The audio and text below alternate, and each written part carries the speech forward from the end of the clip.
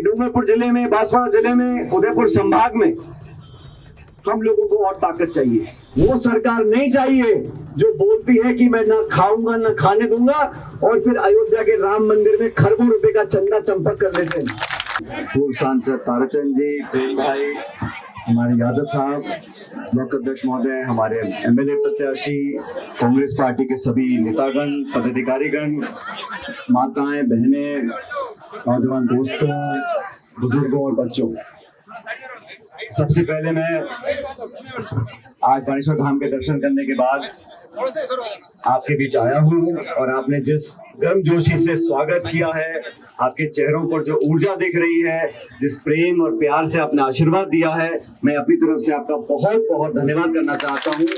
और अभी गणेश जी बोल रहे थे क्या हाल इस प्रदेश का बन गया। मैं बानेश्वर धाम में गया, मैंने महाराज से पूछा, मैंने कहा पिछली सरकार ने बहुत सारा पैसा दिया था रोड बनाने का, पुल बनाने का, 125 करोड़, 90 करोड़, सारा काम ठप पड़ा है।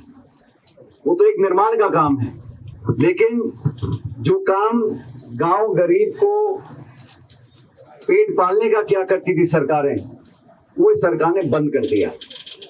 नरेगा को बंद कर दिया। ग्रामीण क्षेत्र में विकास के जितने काम थे सब ठेकेदार काम छोड़कर पड़े हैं। मेट को काम नहीं है। जो सड़कों का, नालियों का, गांव में जो बिल्कुल विशेष काम थे उनको बंद कर रखा है।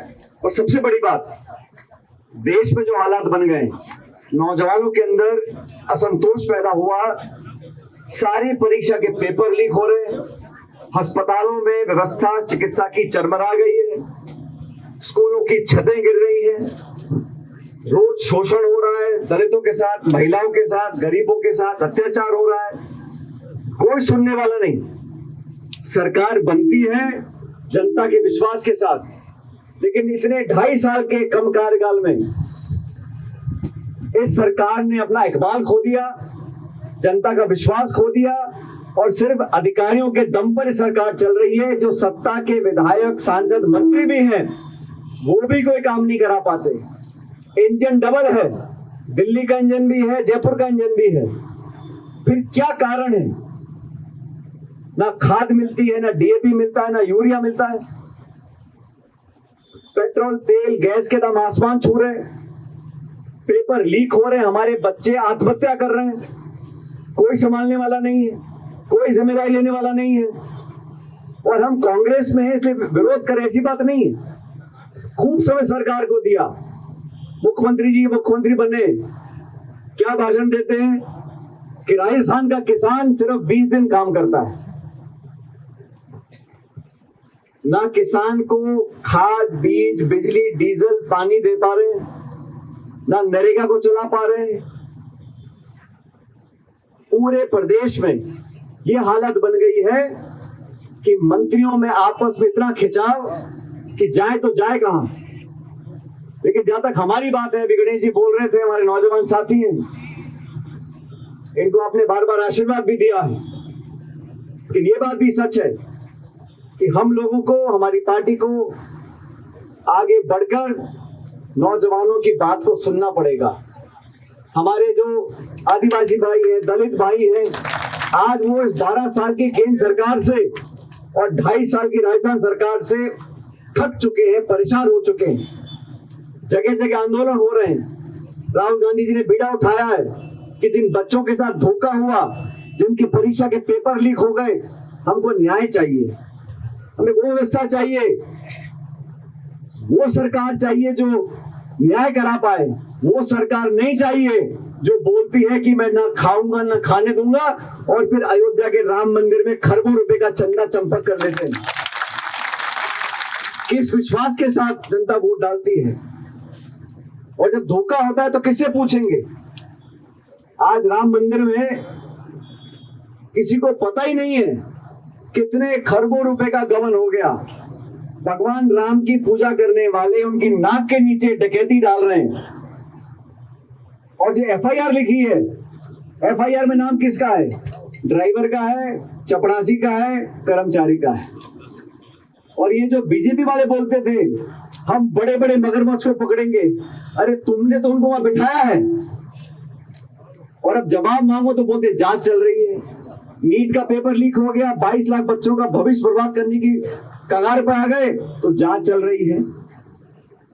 प्रधानमंत्री जी पूछो कहां है तो दुनिया में पता नहीं कहां कहां घूम रहे हैं, कोई जवाब देने को तैयार नहीं है। विपक्ष की पार्टियों को तोड़ रहे हैं, परिसीमन कर रहे हैं, आपने देखा होगा अलग अलग वार्डों का परिसीमन कर रहे हैं। ये परिसीमन करना चाहते हैं लोकसभा विधानसभा का भी, ताकि सारे चुनाव तुम जीत जाओ। निर्वाचन आयोग हो, अधिकारी हो, प्रशासन हो, न्यायपालिका हो, पुलिस हो, सब जगह दबाव और तनाव की राजनीति हो रही है। इसलिए आप लोगों को, और मैं बार बार इस बात को इसलिए बोल रहा हूं 2 दिन से, ये वागड़ जो है ये कांग्रेस का मजबूत गढ़ है, और आप लोगों की ताकत के दम पर हम लोग परिवर्तन लेकर आएंगे। समय दूर नहीं है, अभी चुनाव होंगे। अभी ये बीजेपी की संगठित घबराई हुई है, बार बार हाईकोर्ट की डांट पड़ती है, हाईकोर्ट लताड़ता है कि भाई चुनाव कराओ। ना पंचायत के चुनाव, ना जिला परिषद के चुनाव, ना नगर पालिका के चुनाव, ना महापौर के चुनाव।